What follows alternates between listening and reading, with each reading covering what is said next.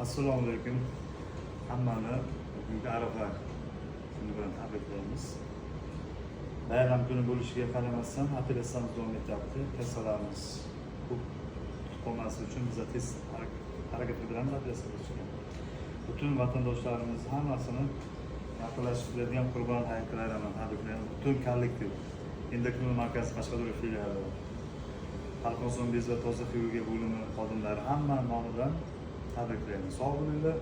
Xudo xolasa yanagi hayitlardan osonman ko'rish nasib qilsin. Bemorlar tuzalib yaxshi oilasi qaytsin. Sog' bo'lasizlar. Rahmat.